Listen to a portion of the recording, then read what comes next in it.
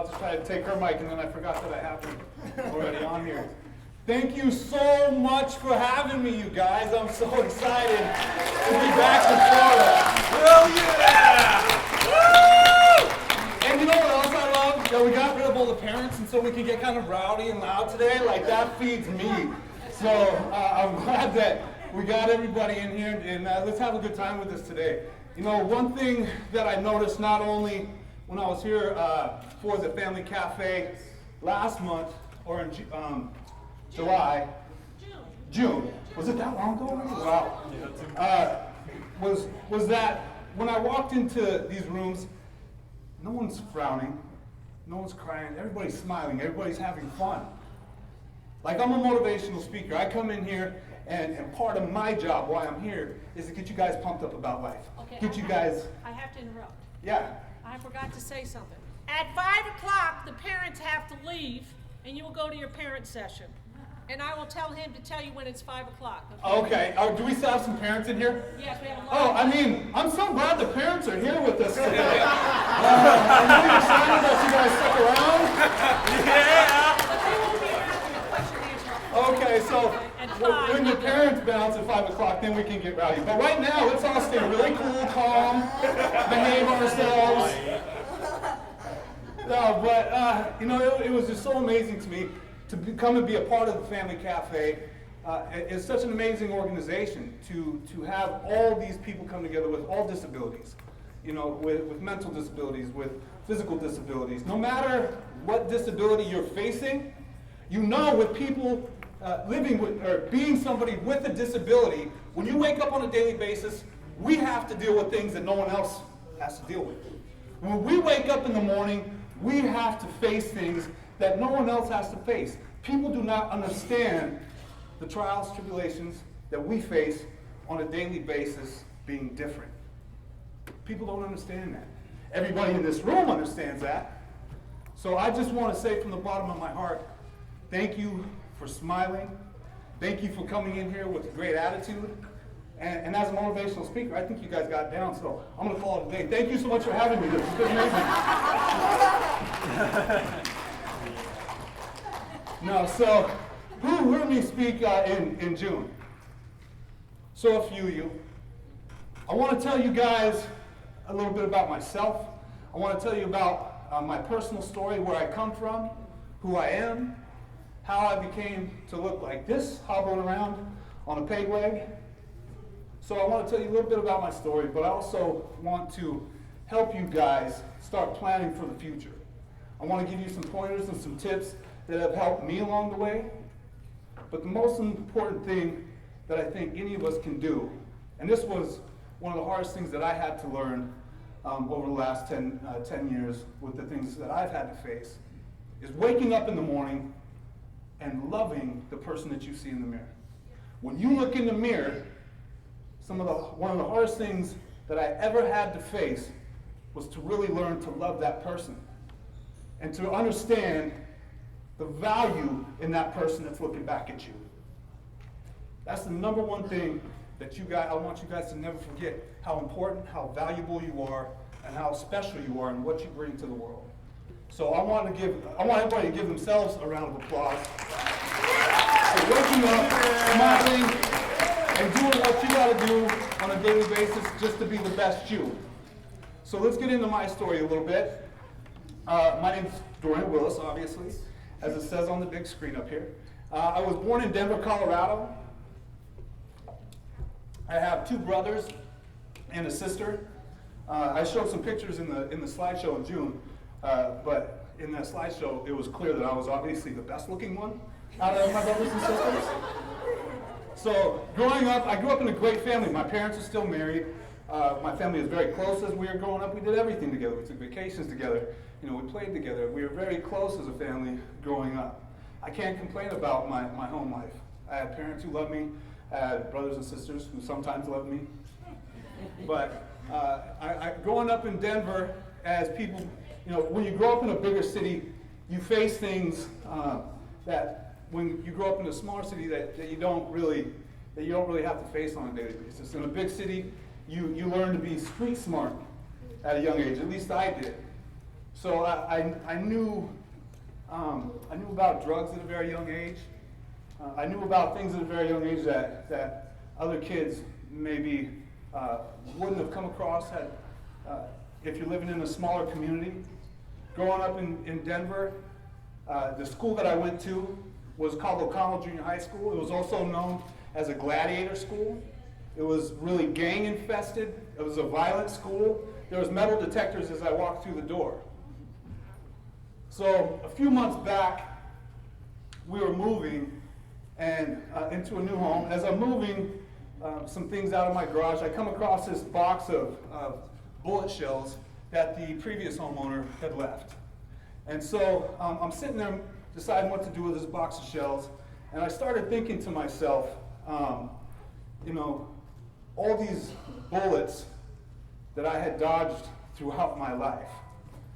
And I'm thinking to myself, you know what, it would be cool if I sat down and actually made a list, or should we say bullet points, of all the decisions that I had made throughout my life that really kind of dictated where my life went.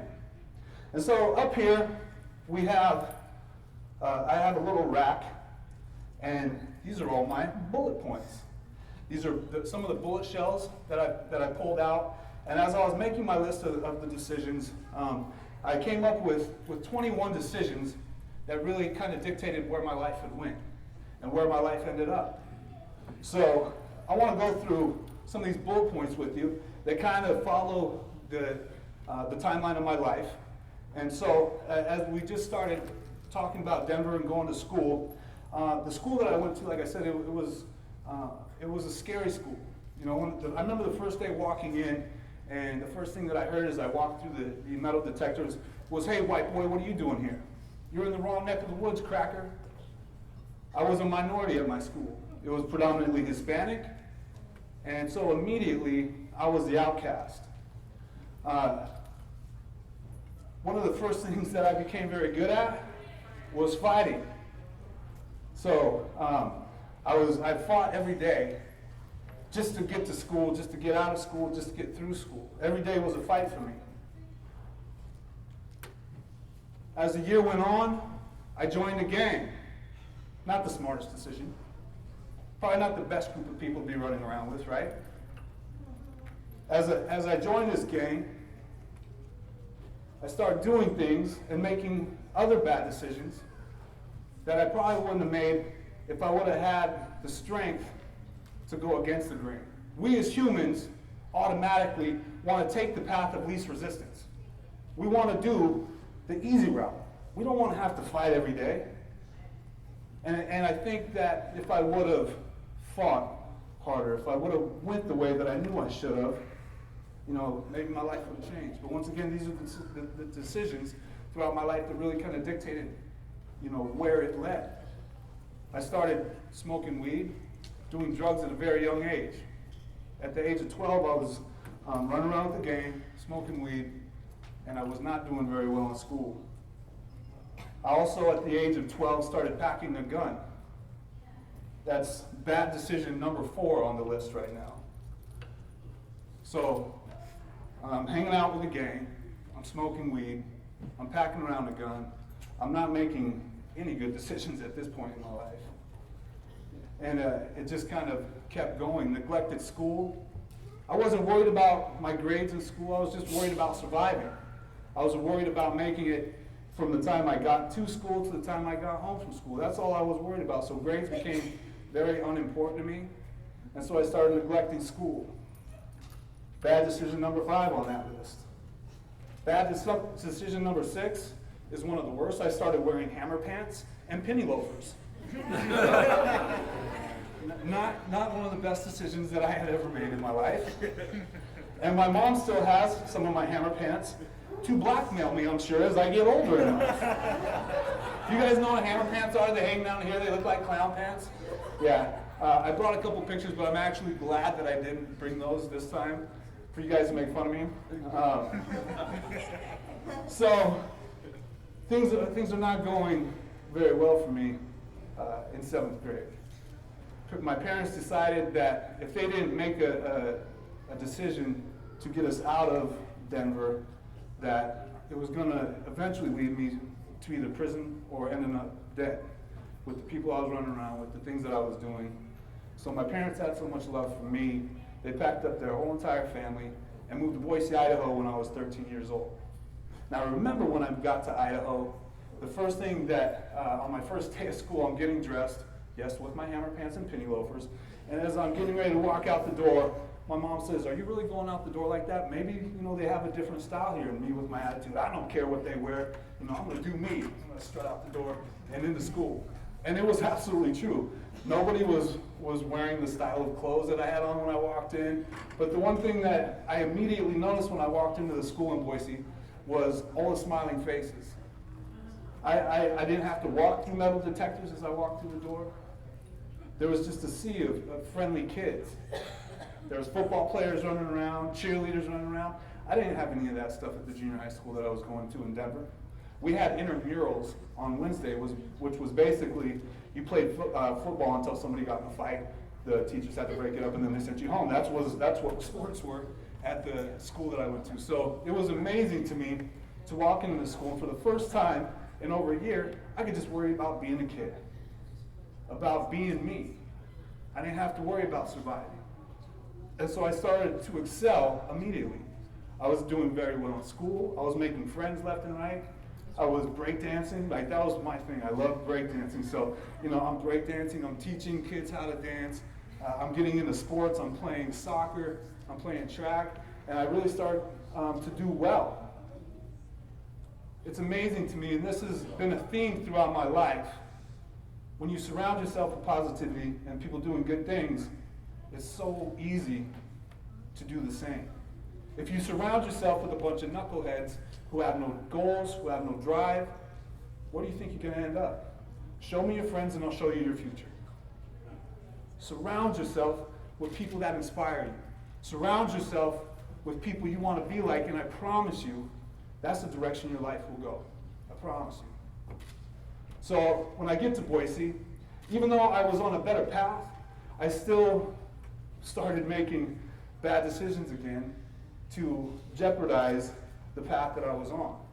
I started sleeping with girls at a very young age, and we won't get into detail with that.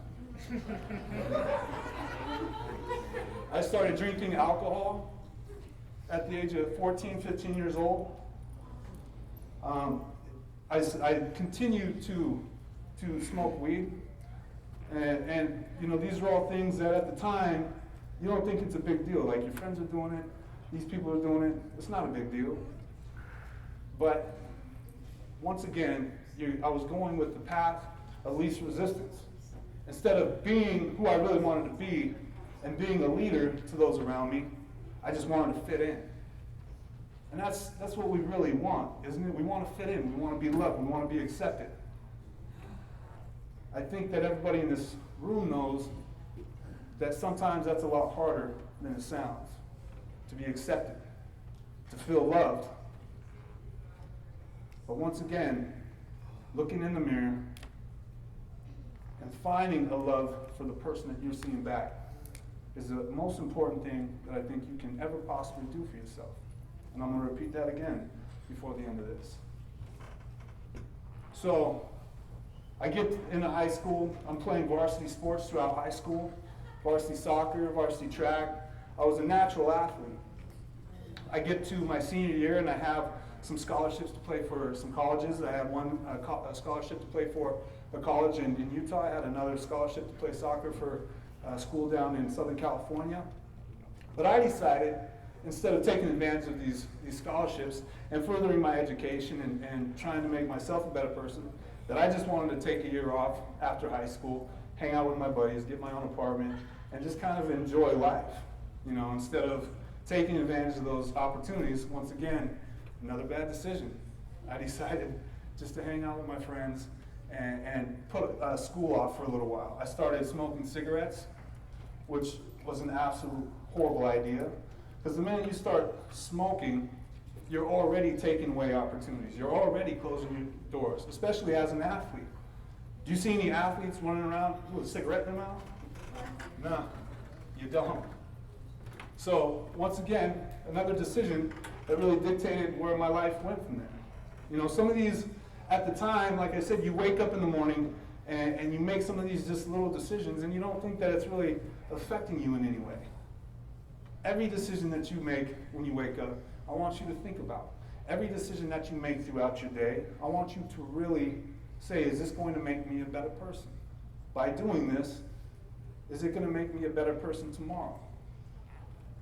And that's once you start doing that on a daily basis, and those little decisions that you never thought were a big deal, you start changing the way you think and saying, okay, well, if I make this decision, is it going to help this person? If I make this decision, how is that going to help me progress? Baby steps. Just think about the decisions you make on a daily basis, because really that's what all these are about, just decisions. Some of them I thought were no big deal, but all of these, I mean, these are throughout my life, these were the 21 decisions that I thought really changed my life. And some, you know, as I'm talking about them, maybe not seem like a big deal. But when you're making these decisions every day, and you're jeopardizing your own future by making some of these decisions, these little decisions turn into big problems. So just think about, once again, the decisions that you make. Are they going to help me? How can they help somebody else? So, after high school, when I decided not to take advantage of scholarships, started smoking, and I started getting into harder drugs. Obviously not a good thing. What do we have next here? Oh, this was kind of a big one. A baby at 19.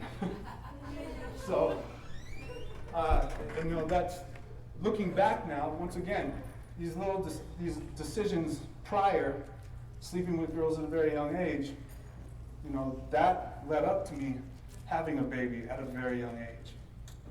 So I had my first son at the age of 19. I barely knew his mom.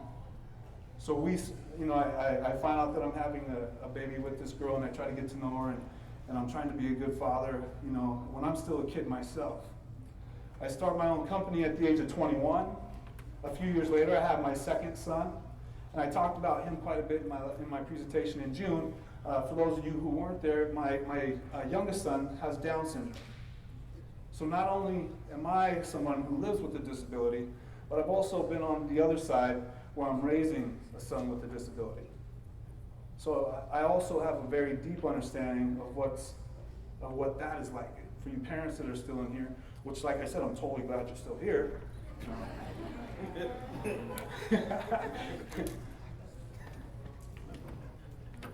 So I understand how difficult it is to raise a child with a disability. The things that you face with him or her, raising a child with a disability.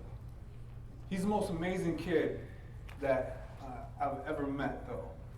I remember when he was first born, I didn't know what to make of it. We didn't know he was going to be born with Down syndrome, so the first thing that the nurses said as he was born, she handed him to me and she says, "It looks like he has Down syndrome." Not congratulations, not it's a boy, it looks like he has Down syndrome. What do you make of that as you're standing in the delivery room? It was very hard for me to process. I didn't know what to think. And so I remember for the first 6 months, you know, he's in an incubator, he's having problems with his breathing, he has holes in his heart, there's all these complications, and I just remember, why me? Why do I have to be born with this kind of kid? He didn't ask to be like that. He didn't ask to be born the way he was. But God made him that way for a reason. And I remember it was probably 6-8 months after he was born, I came home from work, and this is a little baby that I gave very little attention to. I didn't want anything to do with it. And I remember walking in from work one day, and he was laying on the couch, and he has his oxygen tubes, you know, around his face, and there's these little sticky things that keep those oxygen tubes on their face. And I remember, you know, it's just a baby, so there's only so much real estate where to put those things. And so, you know, his face was just red and irritated from always having to pull those off and put them on. And he's got the oxygen tubes in. And I just remember looking over at him, and this little baby, who I didn't want anything to do with, looks up at me and just smiles. Melted my heart. From that point on, he was my little guy. That was my son. I took him everywhere with me from that point on. One little smile. That one smile made me realize he's no different. He may learn differently. He may act a little different. But he's my son. And just like any kid, all he wanted was to be loved. All he wanted was attention from his dad. I loved that little guy. He went everywhere with me. I remember because I started my own construction company at a very young age, at the age of 21. I would take him to work with me when he was about 3 or 4 years old, and I bought him this little Hot Wheels dump truck. And so he would drive it around the job site, telling my employees, get to work, get to work, get to work. And that's like one of my favorite memories of him as a kid was this little kid with Down syndrome cruising around the job site, telling all my guys to get to work. And what are they going to say? He's the boss's kid. You know, so they're not going to tell him any different. So I'm very involved with both my kids' life at this point. I'm a PTA dad. My oldest son, I was a soccer coach. I was just very involved in every aspect of their life. As soon as I got off work, I was taking care of them and just involved in every part of their life. And I felt like at the time I was being a good dad. On the weekends, I was still drinking and I was still doing some of the things that throughout my life, once again, were not the best decisions. Still drinking and smoking weed. And money was always something that I was not very good at. And so that was, the next one was money management. Because at the age of 21 when I started my company, about 2 years later, I was making money hand over fist. I was making almost 6 figures a year at the age of 23 years old. I had a huge house. I was buying all the toys you could possibly buy. I had boats, 4-wheelers, jet skis. I had them all. That's how I judged my value in life, was the things that I had. Instead of what is it that I'm giving the world of myself, it was I'm important because I have a boat. I'm important because I have a big house. And me and my wife at the time that I had both my kids with, we never really got along. It was always kind of oil and water, so it was always fighting at the house, and it wasn't a good environment for my kids growing up. And finally, after a couple of years of being married, we split up. And a lot of that was because of another decision that I made, and that was putting my friends before my family. I started hanging out with my friends more and more. The worse that mine and my wife's relationship got, the more I was hanging out with my friends. And the more I was hanging out with my friends, the less time I was spending with my family, with my children. And so, bad decision, I think that was bad decision like number 13, was putting my friends before my family. Judging my worth with the toys that I had and the house that I had. And so I'm hanging out more and more with my family, with my friends. I've split with my wife. So I got this big house now, and every weekend it's just a big party. I start getting into even harder drugs, and I do cocaine.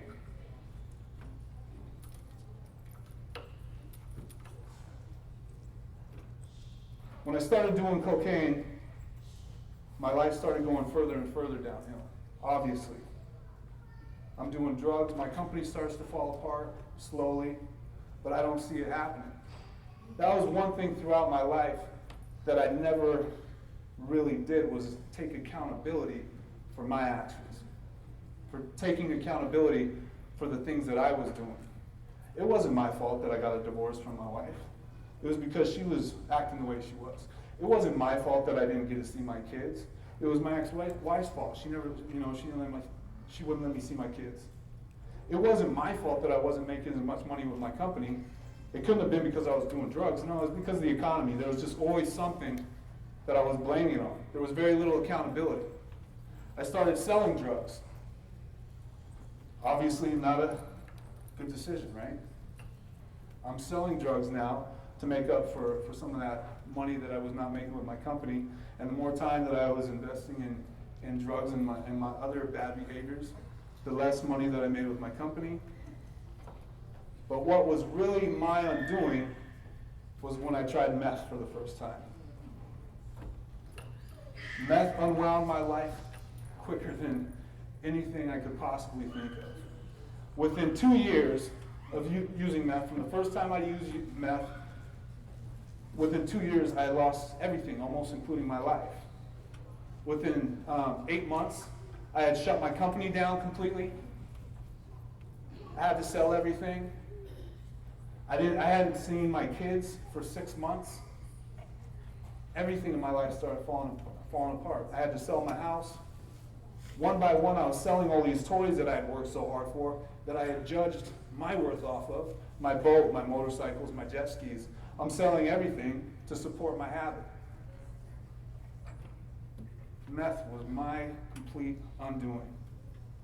Abandoned my family, we just talked about that. For drugs. When I ran out of things to sell, I started stealing, and I didn't care who I stole from. I was stealing from my parents. I would go over to their house and steal checks from them. I was taking my dad's tools and pawning them. I broke into my ex-wife's house and took my kid's Xbox and his Xbox games and went and pawned it. I was a lowlife. I was stealing from my friends and family. I didn't care who it was, as long as I was supporting my habit. So I'm stealing from everybody I know. And I remember going over to my mom's house. My mom, Lori reminds me a lot of my mother. And so I kind of attached on to Lori. I made her adopt me now. But my mom is just such an amazing and loving woman. Her door has always been open to anybody who wanted to come over. She still cooks dinner every single Sunday for an army of people. Whoever wants to come, her door has always been open. But I remember going over there for the first time after I'd been stealing from them repeatedly. I go over, and the front door is locked, and I thought that was really weird. So I go around to the back door. Back door is locked. And I'm thinking, this is weird. Her doors have never been locked. As I'm walking back around to the front, I see my mom looking at me through the window, and she's just got tears running down her face. She's crying, and she shuts the blinds. My own mom didn't want me in her house because of the person that I was becoming. That was a hard pill to swallow, but instead of taking that as, hey, stupid, look what you're doing, you need to change your life. Once again, I didn't take any accountability. It wasn't my fault that my life was like this. And I started going further and further downhill. I started doing collections for drug dealers, which means if you owed a drug dealer money, I was the guy that came and got it. I kicked in doors. I was very, very violent. These are things that I'm not proud of, that I have to live with the rest of my life. As I'm doing these collections for drug dealers, and I'm doing all these violent things, I get caught by the police with a sawed-off shotgun in my car. Now, a sawed-off shotgun, if you saw the barrel off of a gun and it's under 21 inches long, that's a federal offense. The gun that I got caught with was 20 and a half inches long, so a half inch determined whether I was a felon or not. So they charged me with modified firearm, and they put I remember sitting in the jail cell, and they bring me in front of the judge, and I wasn't expecting anybody because of everything that I had been doing. I didn't expect anybody to be there. I didn't expect my parents, my friends to show up and say anything good about me, because I had been a complete monster for that 2 years. You know, I abandoned my family. I abandoned everything that ever mattered to me for drugs. And I remember sitting in front of the judge, and he's reading over the list of my charges and the time that I'm facing. And he says, Mr. Willis, is there anybody that we can release you into their care until your sentence date? And I remember the door opening up, and I hear my mom's voice, Your Honor, will you please release him into our care? He has 2 kids that he needs to spend time with before he goes to prison. My mom thought she was doing the right thing for me. She thought that by helping me repeatedly, that eventually I would get my life together. Worst thing my mom could ever done for me. She should have let me sit in that jail cell.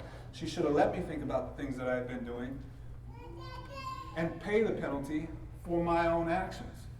But because she loved me, she asked the judge to release me into her care, and so the judge complies. They release me and put an ankle monitor on me, and they make me pee in a cup for a probation officer a couple times a week to make sure that I'm staying sober. And so I'm doing this for a couple months, and it's kind of forced me to clean up. But this whole time, I'm just thinking about, you know what? I'm going to prison anyway. So if they want me, let them come and get me. And I cut my ankle monitor off. Bad decision number 19. I go on the run. For several weeks, I'm just acting like a maniac. I'm kicking in around in doors, and I'm trying to get as much money as I can rounded up so I can make a run to Mexico. I don't care about my family. I don't care about my parents. I just want to get out of the country because I don't want to go to prison. So I'm hiding out at my drug dealer's house, and I come out one morning. As I come out, I jump in my Suburban, and I'm pulling out of the apartment complex, and I see 7 or 8 cop cars coming up the hill. As I see them coming up the hill, I make bad decision number 20. I decided to run from the police. I throw my car in reverse, and I'm tearing through the parking lot in reverse at like 30, 40 miles an hour. So I'm flying through the apartment complex. I throw it in a parking spot, and I jump in. I run back up to the apartment where my drug dealer was, and I tell him the cops are coming. So we're flushing the drugs down the toilet. I'm getting rid of everything that's in my pocket. I'm only in this apartment for maybe 30 seconds, a minute. I try to make a break out the back, and it was too late. The cops had started surrounding the building. So now I'm just so determined, and I'm high as a kite. I'm determined that I'm not going to go to prison. They're not going to take me to jail. So I get this bright idea. I go into the closet, into the bedroom, and I punch a hole in the ceiling. I get up into the attic, and I pull a box in front of the hole. I go so the cops can't see it when they open the closet. You couldn't see it. I go all the way across in the attic, all the way across the apartment complex in the attic, and I kick a hole in a ceiling in somebody else's bedroom. Could you imagine sitting around in your bedroom just talking, "Hey girl, what's up?" and boom, a 220-pound white collar guy comes dropping out of your ceiling? Like it was something out of a movie. It was crazy. So I come dropping out of the ceiling. Thank God no one was home, okay? No one was home at this apartment. And but my whole game plan was I was gonna break into this other apartment and find a change my clothes, and just walk out the front. Because they're looking for me all the way down here. So I figure if I can change my clothes and put on a hat, I'll just walk right out the front door right past them. The problem with my game plan, though, was when I broke into this apartment through the ceiling, and I opened up the closet, all there was dresses, high heels, pumps. It belonged to this little old lady. Can you imagine me coming up? "Hello, officer, how are you doing?" You know, me in a dress with a wig on. Like, I'm not a pretty man as it is, but I'd be an ugly woman, I'm telling you right now. So, I break into this apartment. There's no clothes for me to change into. So I realized, either one of two things is going to happen. Either they're not going to see the hole, and I'm just going to be able to wait this out, or they're going to figure out there's a hole in there, and I'm going to be screwed. So I'm sitting in this apartment, and I cracked the window because that's where all the police officers were parked. It was on the street right by where I was at, the apartment I was at. I'm listening to everything they're talking about for about an hour before I hear one of the police officers say, "There's a hole in the ceiling." Uh-oh. So now they know that somebody went up, and they know that I'm still in the apartment complex. Long story short, it was a 3-hour standoff. I went through that ceiling, 2 ceilings, 2 walls, and ended up in the basement of this apartment complex. There was a hole in the basement that I walked over this board, and it sounded hollow. So I lift up the board, and there was this hole cut out of the concrete. It was like maybe a 3 by 6 foot hole cut out for plumbing repairs. Right when I lifted up the board, I'm looking for somewhere to hide, I hear the cops open the door to come down to the basement. So I jump in this hole, and I'm hiding out in this hole. They run over the top of me 2 or 3 times. They have dogs looking for me, so the dogs are scratching on the board. But they don't realize that that there's a hole underneath the board. They just think it's concrete, so they keep running over the top of me.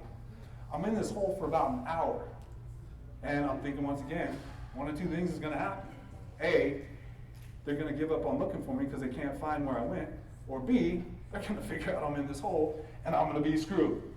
So, what happens? The 3rd time that the dogs come back and start scratching on the hole, they realize that somebody was underneath there.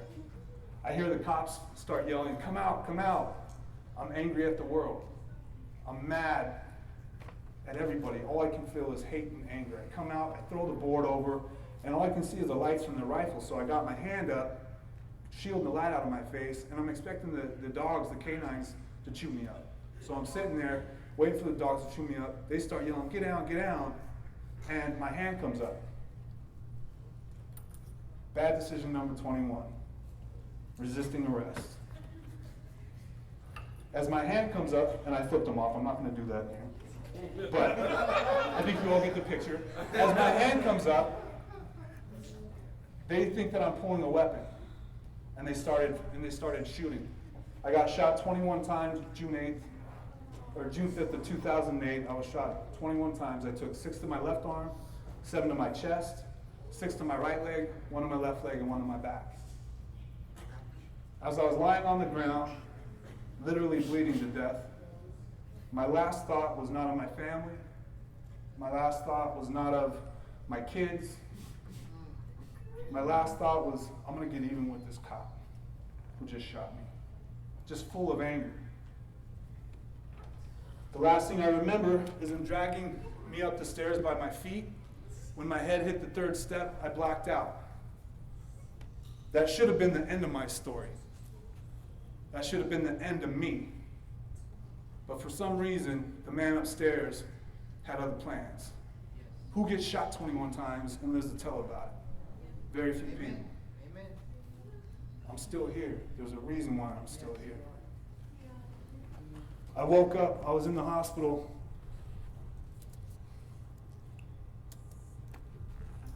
for a total of 9 months, 3 in a coma, 3 in recovery, and 3 more in rehabilitation. I had tubes coming out of every possible orifice that you can imagine. I had tubes breathing for me. I had tubes feeding me. I had tubes pumping my blood. I was being kept alive by machines. I flatlined twice. They had to bring me back to life twice. Once again, there's no logical explanation that I'm still here. It is a miracle that I'm still here sharing my story with you guys. It's a miracle that I'm still alive to try to make a difference in the world that I live in.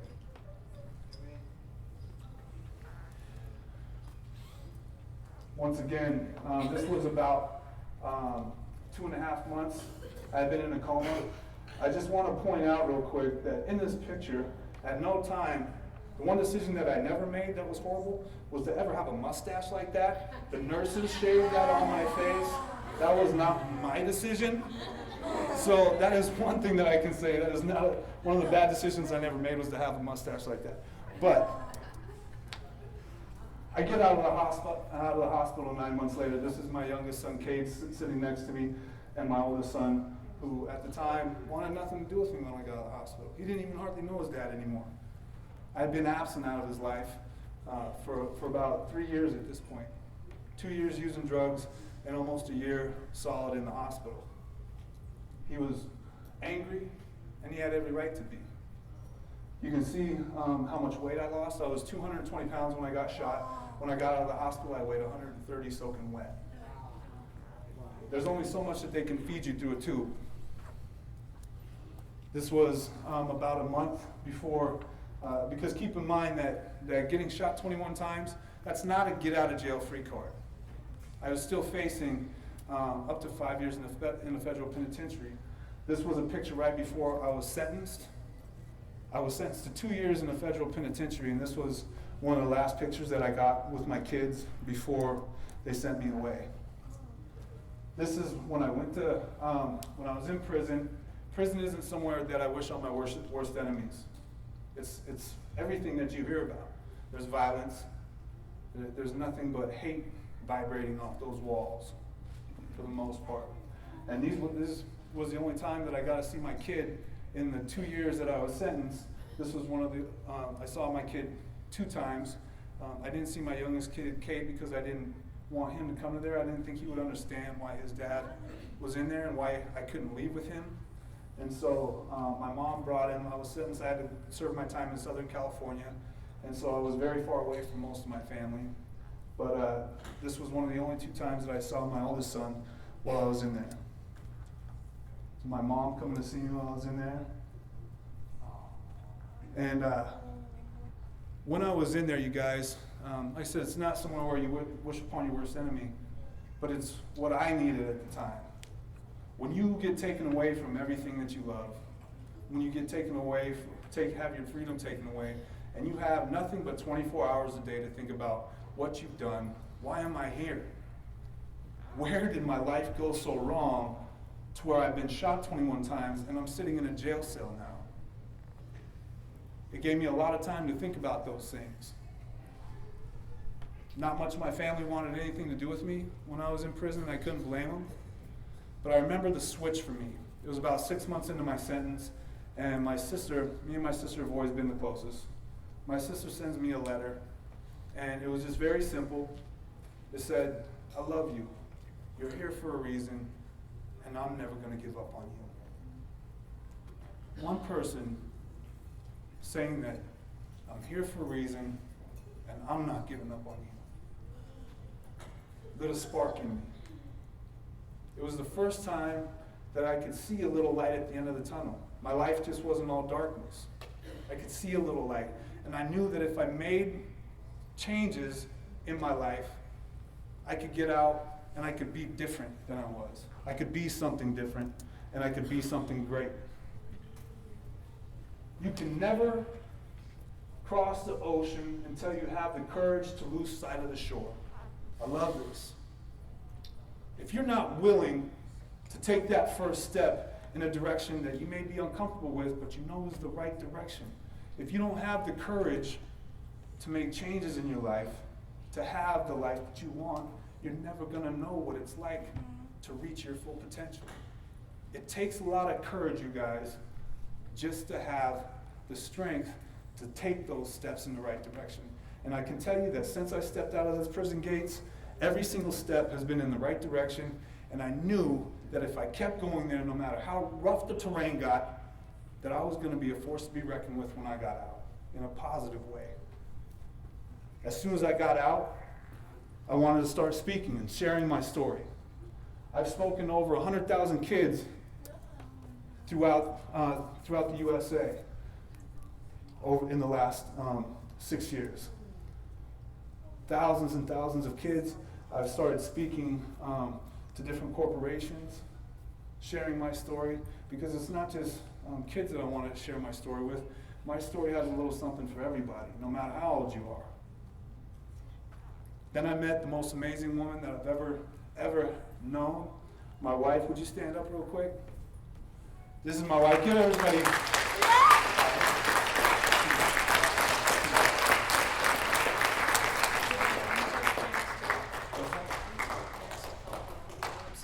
And parents, I'm afraid that now I'm going to have to ask you to leave so we can get crazy. Thank you, parents, for being here today. I appreciate you taking the time to bring your kids to this. If you want to follow Lori out the door, I'm going to start getting crazy with your kids. Don't worry, everything will be okay, right?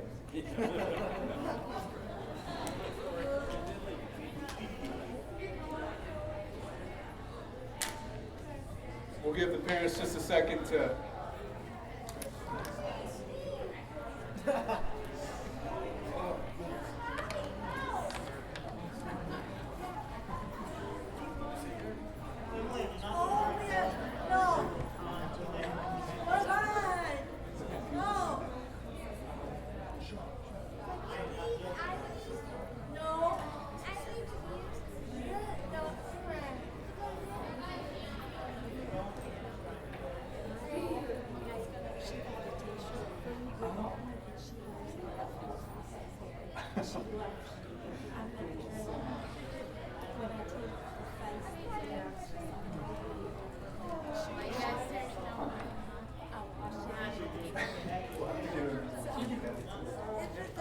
Thank you so much. Can I be somewhere behind you guys so I can hear?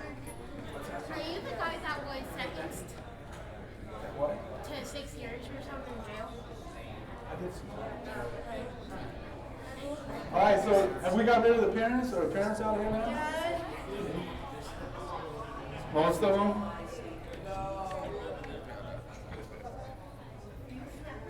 See, all the parents had to leave right when the story's getting good.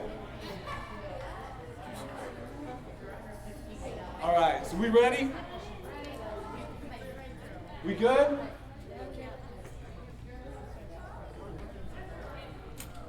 So I just introduced everybody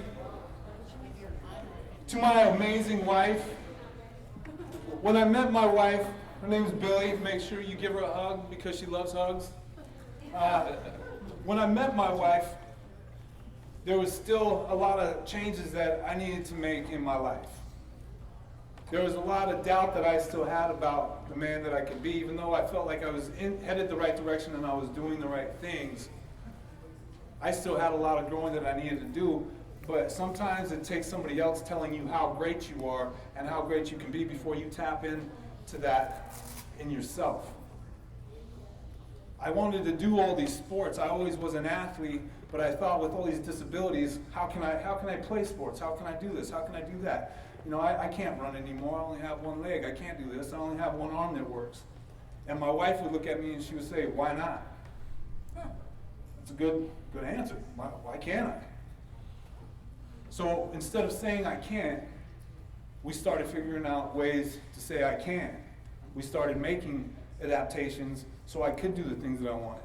We got into martial arts. My wife's a cage fighter. She's already had 4 fights. That's why I have the dishes done when she gets home, because I don't want to get beat up. So we started doing jiu-jitsu together. This was my first jiu-jitsu competition. I did it with one leg and one arm. Wow. Then I got into bodybuilding. I started competing against able-bodied athletes. I took 5th place in my first ever bodybuilding competition.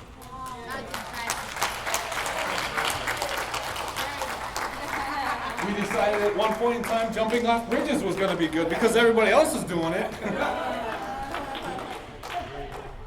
We started enjoying life, and I started saying, you know what, I can do that.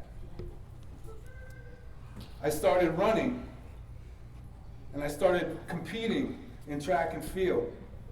And over the last couple of years, I've had the privilege of running and competing against some of the fastest para-athletes on the planet. 3 of these guys are in Rio right now, competing in the, about to get ready to compete in the Paralympics coming up in 2 weeks. And I've had the privilege of racing against these guys. It's incredible what you can do when you put your mind to it. Yes, we all have disabilities. Yes, there are things that hold us back. But there's also a way to do the things that we want. We just have to adapt.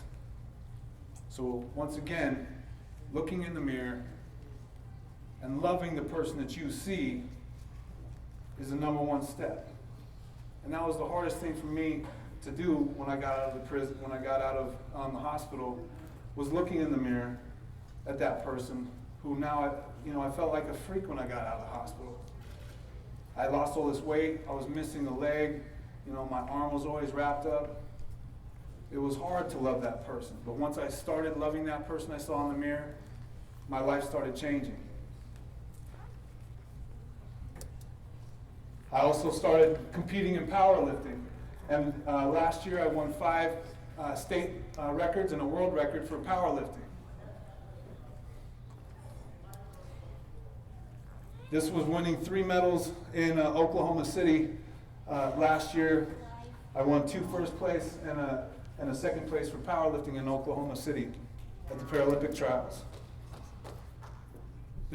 What really has been the most amazing thing that's happened to me over the last 6 years was getting asked. I got a call out of nowhere, and this guy says, "Hey, you know what? We've been watching everything that you're doing. Have you ever thought about bobsledding?" And I'm thinking to myself, no, that's never crossed my mind ever.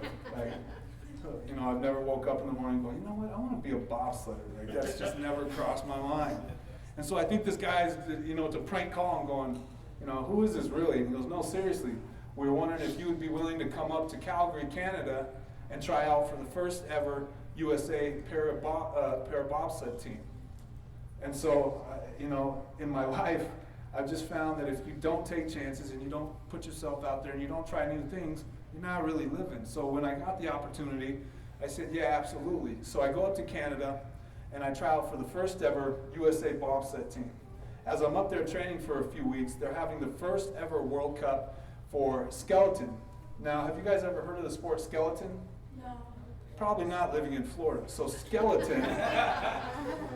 skeleton is going down the bobsled track on a one-man sled, head first, at about 80 miles an hour. So my coaches, as I'm training for bobsled, they say, look, they're having the first ever World Cup at the end of this 2 weeks for skeleton para-athletes.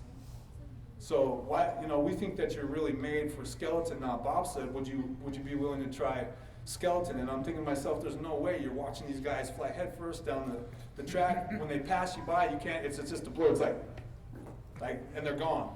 Like, they're moving so fast. And so I'm thinking, there's no way you're getting me on one of those. One of the coaches pulled me aside and he says, do you want to be a world-class athlete? And I said, yeah. And he says, well, you want to make history? I said, well, yeah, of course.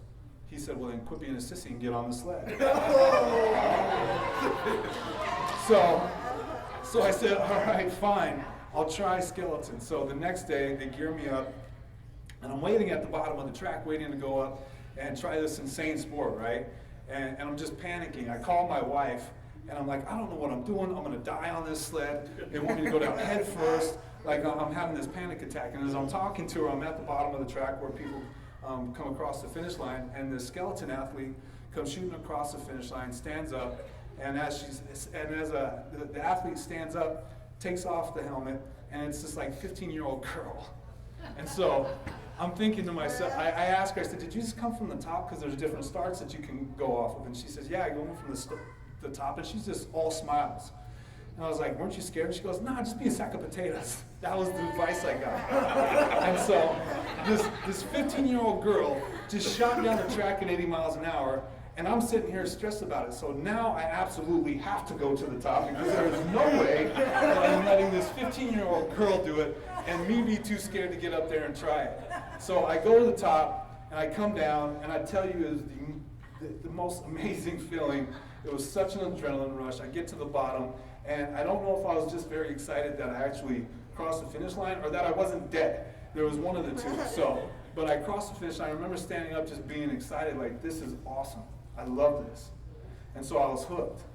2 days later, they were having the first ever World Cup in Calgary, and I ended up qualifying on the last day before the World Cup to actually compete in the World Cup.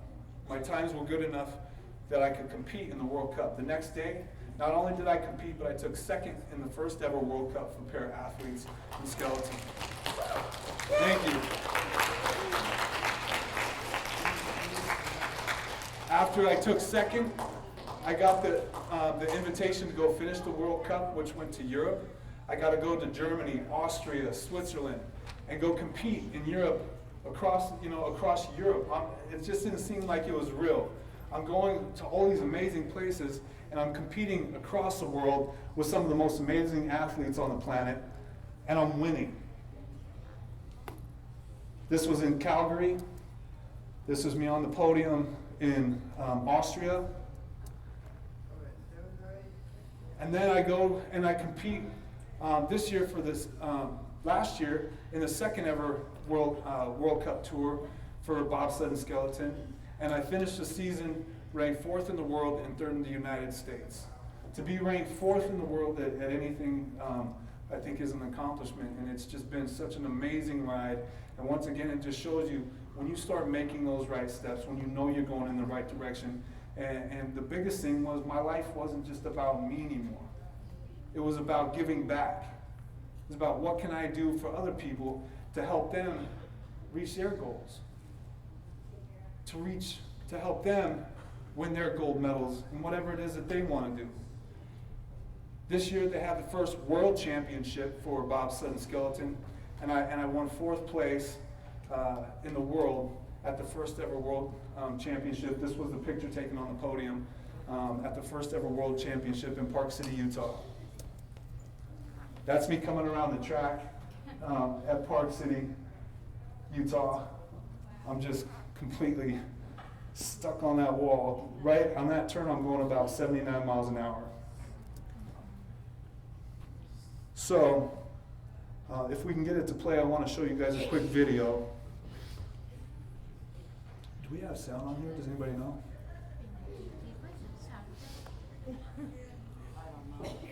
Oh, come on. We will see if we have.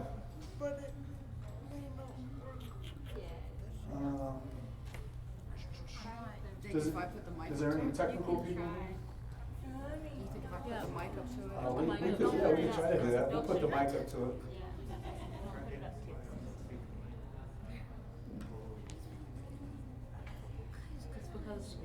Turn all the way up.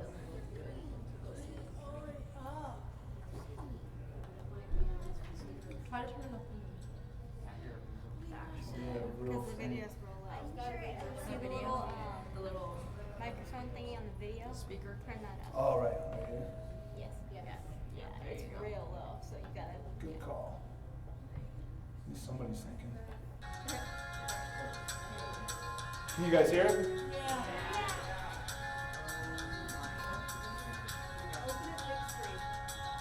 Can you do big screen?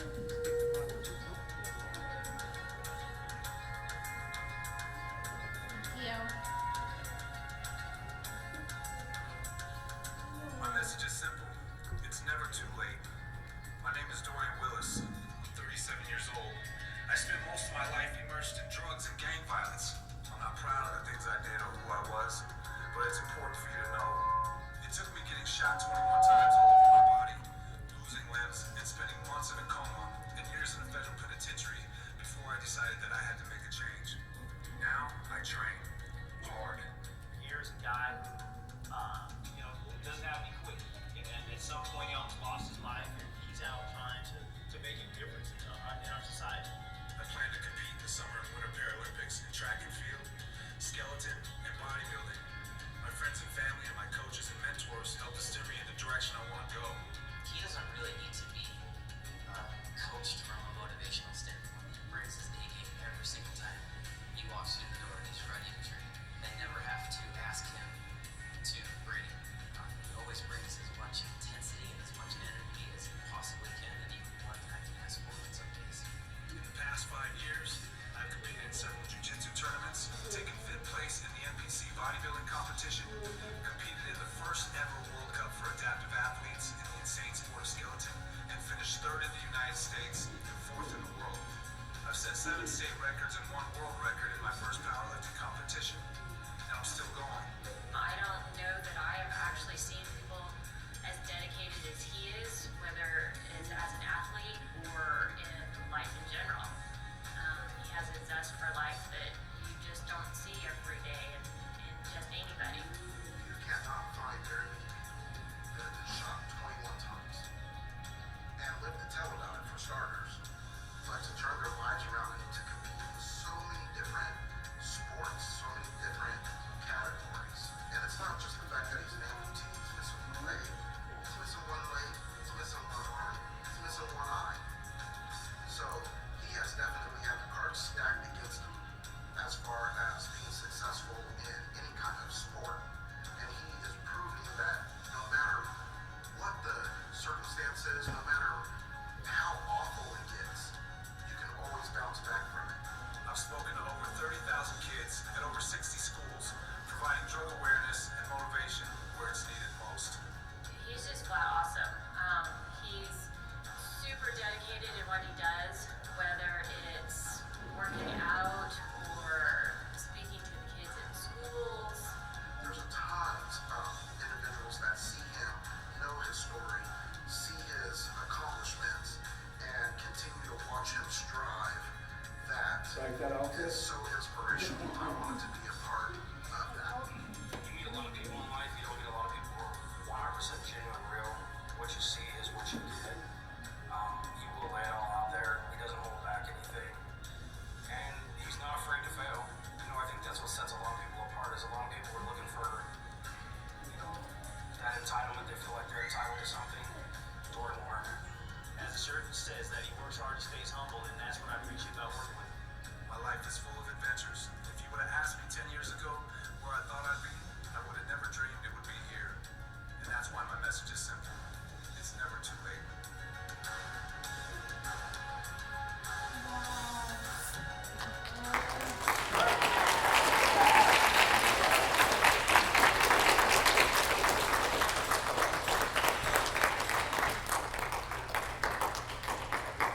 It's never too late. It's never too late. I feel like I started over at 30 years old And the life that I live now is so incredible to me. I just think to myself, if I would have planned for my future when I was younger, if I would have really put the effort in when I was younger, where I could be now. I'm doing these things starting over at 30 years old. Just imagine where I could be if I would have started when I was 12. If I would have started planning when I was 12. If I would have started putting that plan into action. Because if you just have a plan and you're not putting that into action, you're never going to get anywhere. You have to have action with that plan. Start planning now. Now is the time to start planning. Now is the time to start deciding, what do I want to be? And I can tell you right now, there is nothing that you can't be if you want it bad enough. If you're willing to put the time in, you're willing to train, you're willing to do what the other people aren't willing to do, there is nothing that you can't accomplish in life. I've accomplished all this with one arm, one leg, and one eye that works. And I feel like I'm just getting going, you guys. It's amazing to me to be able to travel the world and come from all the way from on the other coast to come speak to groups like this, to come meet people like you. You know what motivates me? You guys motivate me.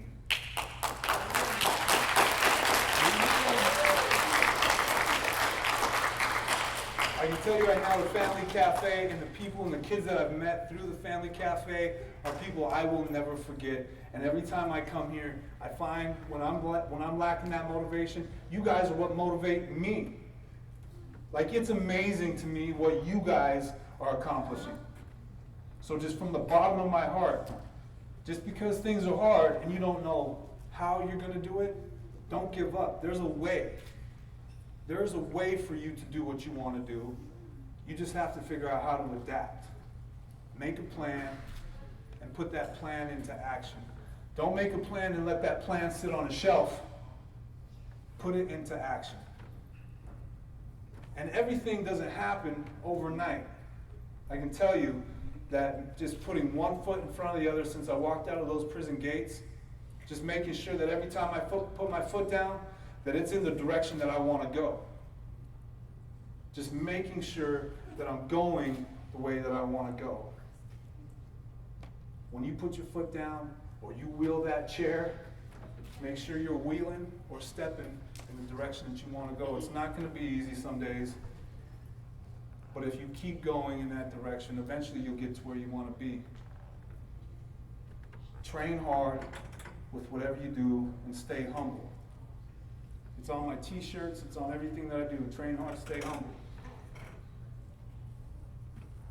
Don't ever give up. And when you look in the mirror, never forget how special you are. Never forget that you have something amazing to offer this world. And never, ever stop loving you. Thank you so much for having me. I want to give a little bit of time. Thank you. I appreciate it.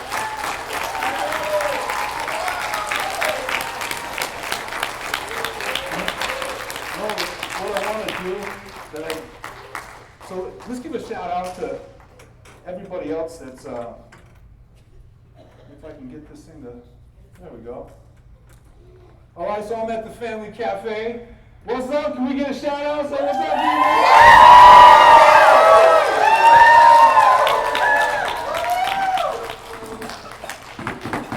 people? Love you guys.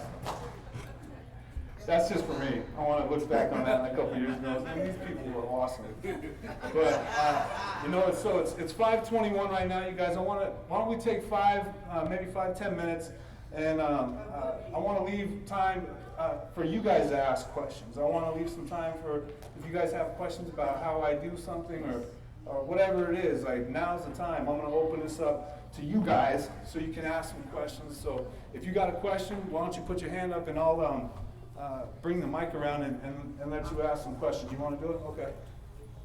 So we'll just work our way back. We got one right over here.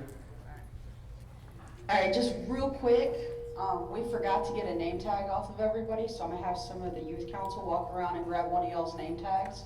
We do have two door prizes. So, yeah. All right.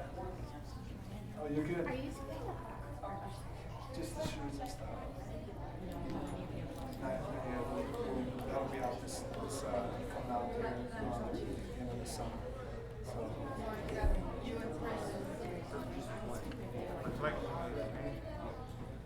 All right, they'll come to you if you'll just stay seated. So after, let's They ask some will come to questions, you. and then we're going to do signing over here. So you come over here, then we'll talk about that. Okay? Sound good? All right. So let's ask some questions. Where are we at? You Who got has a a question? question? Raise your hand if you got any questions. We're going to leave a few minutes for questions right now. No. Okay. Go ahead. I really liked your speech today. It was really cool. Thank you very much. I appreciate that, man. It means a lot to me. Okay, we got another one right here.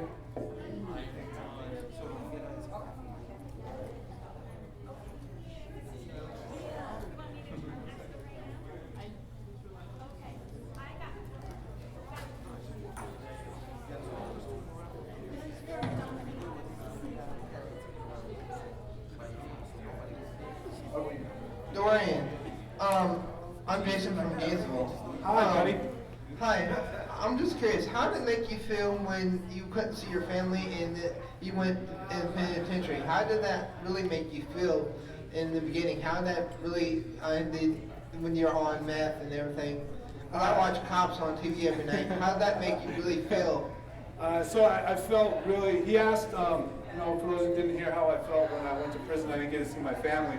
That's one of the hardest things that I really had to deal with, was being taken away from my family. So I felt very alone, and I just felt like no one loved me. And so that's how I felt. Like I just really felt alone, and it wasn't until my sister wrote me and told me that she really loved me and that I wasn't alone, that I realized that there's still people out there that love me and believed in me. You also know that he's the man who loves you too. All right, everybody try to keep it quiet as people are asking questions. So we can get rowdy in just a minute. If we could just be respectful to the people who are asking questions and let's listen to the questions they have to have. We're just going to do like 5 minutes of a Q&A, and then we can get loud and rowdy. You guys can come up here. I got T-shirts and things to sign for you guys, and so we'll do that as soon as we're done here. So next question. Yes, hi, my name is Patrick, and I just wanted to know, how did you, with going through what you went through as a young person, do you feel like if you feel like you were being trained the whole time for what you're doing now, did it make you stronger? I think that it did, man, and I think that when you go through hard times, you really make a decision. When you've had tough things happen to you, you get a choice at the end of that. Whatever it is, you can go one of two ways. You can either say, you know what, because this happened to me, I'm going to give up and I'm going to go down this road because it's easier. Or you can say, you know what, I learned from this mistake, and because it was so hard, I'm going to learn from that, and I'm going to make myself a better man because of it. So absolutely, I think that everything that I went through, the hard times, the good times, it all made me who I am today. If I hadn't gone through that things, I wouldn't be the man standing up here today in front of you guys. So, I really think that even though we all have hard times in our life and we all deal with hardships, especially the people in this room having disabilities. Like I said, other people that are just regular, they don't understand what we go through on a daily basis. They don't understand what we go through. So but you just have to realize that you're special just the way you are, man. And it may be tough, but at the end of the day, you're going to be stronger than the man standing next to you because you got through it. You decide, you know what, I'm going to be a better person at the end of the day. I'm going to make myself a better person. I'm going to learn from this. And because I went through that, I'm going to be stronger tomorrow than I was today. So absolutely, man. Take it and just strive from it. Take that and just make it something great. Because no one's ever going to understand what you went through. You can tell them, but unless you actually have been through hard times and you have to deal with being disabled and you have to deal with things that no one else understands, no one's going to understand that. So you just be the best person that you can be, and at the end of the day, learn from it. Learn from it. Okay, next question. My name is Monica.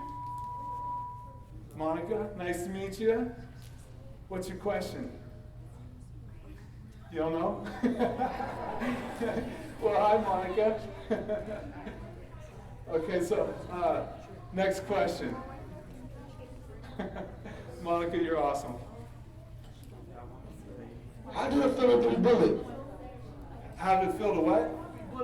To get shot? No, to be bullied. Oh, how did it feel to get bullied? You know, when you have everybody that I went to school when I was in 7th grade, you know, I was one of the only white kids that went there. And so, you know, when you walk in, you know, I talk about looking at yourself in the mirror and loving that person. It was hard to do that because everybody was telling me, you know, what a piece of crap I was and telling me, you know, that I didn't belong. And so when people are telling you, you know, beating your self-esteem down, it made me feel, once again, it really makes you feel alone. You know, it makes you feel worthless, like you don't deserve to be living. And so it wasn't easy getting bullied every single day. And once again, I think, you know, after being bullied for so long, I just wanted to fit in. I just wanted to be accepted for who I was, you know, being different. So it wasn't easy, it was hard. But once again, you have the decision at the end of the day. You can use that as an excuse why I got bullied, and so that's why I acted this way. I got bullied, so that's why I started smoking weed. Or you can say, you know what? I got bullied, and I want to make sure that doesn't happen to other kids. I want to make sure that doesn't happen to other people. And you can do something about it to not only help yourself, but, you know, help others who are going through it. So once again, it's just decisions, man. Making the decision to either take the easy way or the hard way. All right, next question. My name is Ben. How's it going, Ben? My question is, like, when you used to live in Denver, have you ever planned on, I'm just curious if you ever planned on giving back, like to make your area, your middle school where you've been bullied, make it a better place than it is now? Have you ever planned on doing something about that, or? I would absolutely love to go back to Denver, and that's actually something that we've been working on, is getting back to Denver and doing some talks and some presentation and talking to some of those kids. Because, you know, as kids, when you're 12 years old, you're just trying to figure out who you are. You know, you still got a lot to learning, a lot of living to do. So at the age of 12, once again, you just want to fit in. So, you know, if kids are bullying, you want to be over here and be with the guys that are bullying because you don't want to be on the other end of that stick. And so I think just educating and making kids realize what they're doing sometimes is the key. So I would absolutely love to go back to Denver and do some talks and try to make a difference in that community. Absolutely. I would love that. We have a next question over here. Absolutely. Hi, Mr. Dorian. I have Hi. to say it is a pleasure to meet you, sir. And I'm very honored for you to be in my presence. My question for you is, I'm sure we all have some negative people in our lives who are not necessarily accepting of our future and trying to get us to our next goal. Right. So my question is, how do we conquer that? So, as people, and once again, everybody in this room knows it better than most, but living with the disability and being different, people are going to look at you different. People are going to treat you different. So, what I've learned, when people do that, I can either shy away from it, you know, they're looking at me different, so I'm just going to try to not be seen. I'm going to try to be as little as possible and not be seen. Or take that disability and shine. Because they're looking at you, you have a power that you don't even know about. Because they're paying attention to you and looking at you, you can take that and make a difference. You can change the world because people are looking at you, because people are paying attention to you. There's going to be people that are mean. There's going to be people that treat you different because you're in a chair, or treat you different because you walk different, treat you different because you talk differently.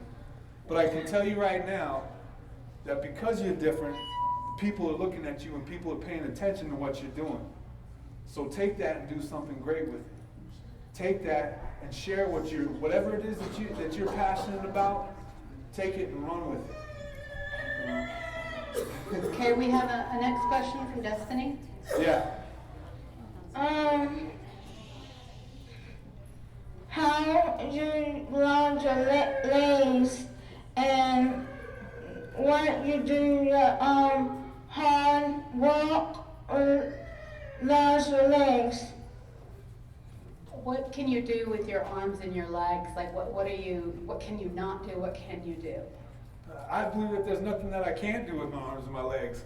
They may look different and I may use them different, but you know, I've really figured out a way to do everything that I want to do. So, you know, I doubted myself for a lot of years, you know, because I had a prosthetic leg, you know, I can't run. You know, that's what I used to tell myself.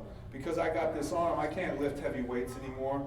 And so it's just about finding a way to do the things that you think that you can't do. Because our biggest obstacle is just what we're telling ourselves up here. That's the biggest obstacle, is ourselves.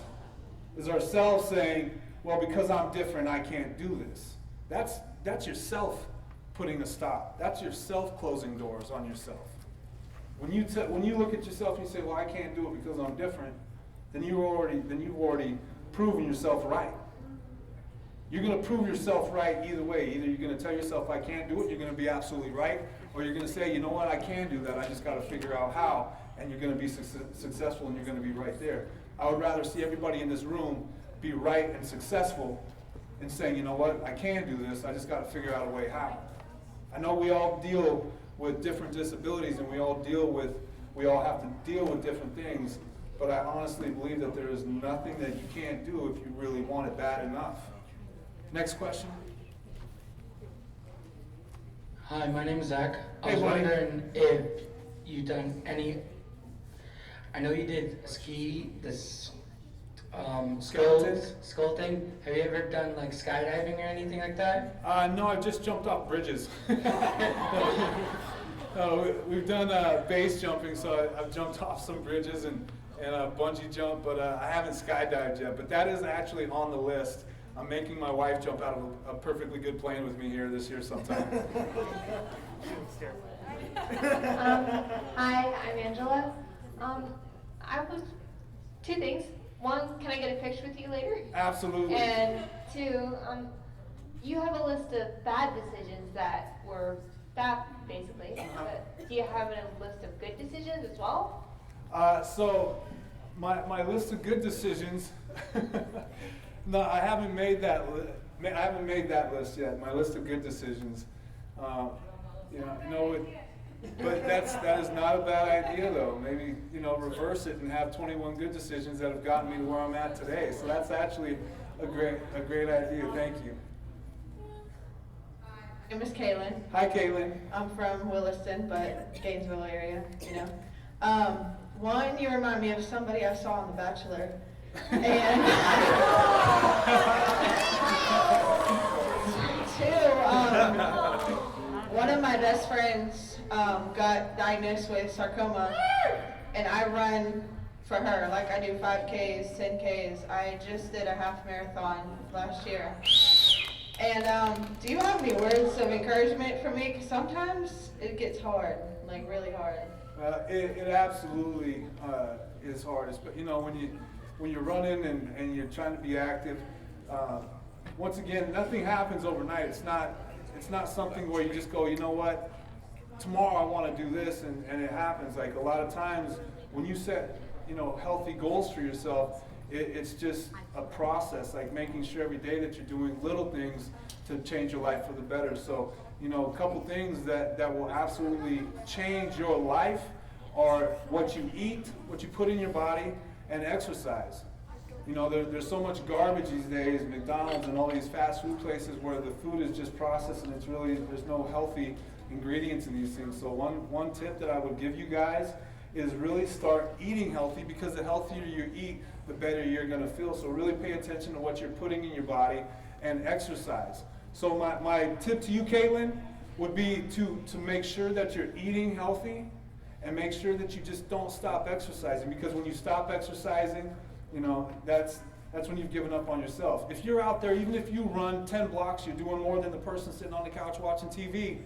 So just remember that if you're out there and you're doing 5Ks and you're doing half marathons, you're doing something that a lot of people just don't do because they're just too lazy. So don't stop. Believe me, when people see you out there, you're inspiring other people. So keep that in mind.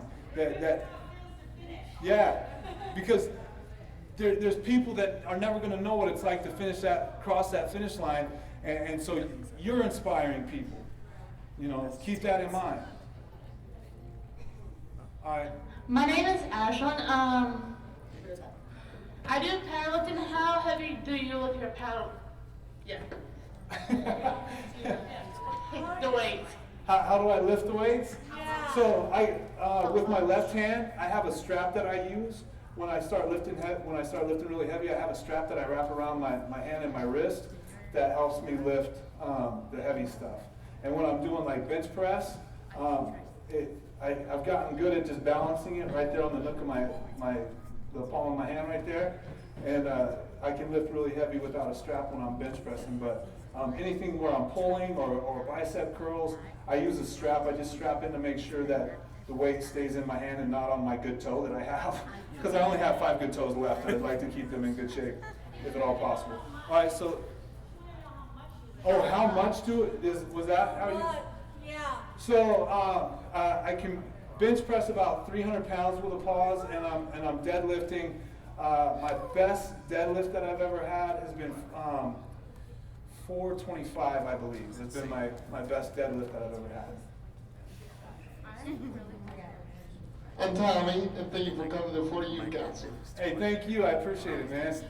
So let's do 3 more questions, and then I'm gonna. I'll be up here. We got some cards that I'll sign for you guys, and we also have T-shirts and stuff for sale. So we'll do 3 more questions, and then you guys can come up here. Yeah. 2 things come to my mind. By the way, my name is Moira Rossi from Jacksonville, Florida. I used to be similar to your story. I used to steal from my family. I did bad things. The only good thing was ran away. But I took some pills and actually, turned my life a whole lot around. It was a levothyroxine pill. And when I took that, I sort of changed, went a different road. And now I opened up my own 7-point business, Moore's Ventures LLC. And what would you say to the people who were in your situation and how they turn their lives around? Well, I think that you're doing it, girl. Didn't you just say that you started your own business up? And give her a round of applause, first of all. Right? Congratulations. I mean, you asked me, how you do it, but I think you're already doing it. I think once again, you can make plans, and I think it's so important for you to actually make a plan on what you want to do and how you're going to get there. Lay it out on paper, because sometimes just thinking about it is not enough. If you sit down and you actually write it out on paper, okay, this is my plan, and then write the steps on how you're going to make that happen. And then the most important part is don't just put that piece of paper that you wrote your plan on a shelf. Put it into action. Every day when you wake up, put it on the fridge. So when you go to get something out of the fridge, you'll read it and say, oh, well, Dorian told me to eat healthy, so I better not grab the ice cream. Instead, why don't I grab a banana? But you know what I'm saying? Put the plan on your fridge or somewhere where you see it every day, so where it's not, your plan isn't just sitting on a shelf. Put your plan into action. Take the steps that you need to make that plan a reality, to get to where you want to be. All right, 2 more questions. Hey, Dorian, I don't know if you can hear me. Yeah. I recently had a shoulder problem, and I don't know, should I give up on working and try not to exercise? Absolutely not. That's the worst thing you can do. The worst thing you do. So, but if you have a shoulder injury, just because one shoulder's working, be real careful with what you do and make sure that listen to your doctors. If they say don't do a certain movement, then don't do that certain movement until your shoulder's healed. But there's things that you can do that you can still exercise. Like if it's just one arm, you still got 3/4 of your body that's still good to go. So don't stop exercising. That's the worst thing that you can ever do for yourself. I was going to say, for me, it's the way I was doing it. I'm trying to get back into swimming. Okay. And my gym person was not aware that I'm so tense up. And the way I was lifting the machine, it pulled the muscle out of my neck, the vein that's close to your neck and everything. And so for most of the people in this room, I think it's really important when you start exercising to have some kind of trainer, somebody who knows about the motion, the way your body moves. Have a trainer that can make adaptations for you, so when you go in there, you're not just sitting on a machine that you don't know really how to use it, because that's the quickest way to hurt yourself.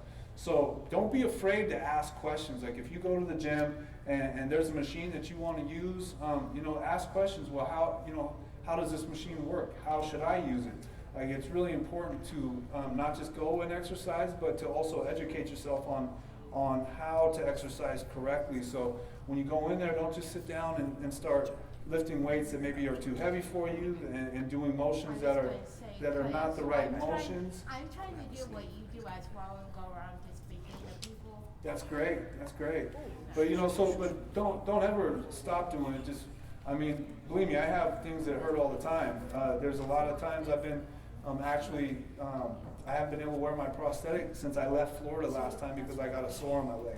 But that doesn't mean just because I can't wear my leg and I have to use different device to walk, that doesn't mean that I just stop training. That doesn't mean that I just stop exercising.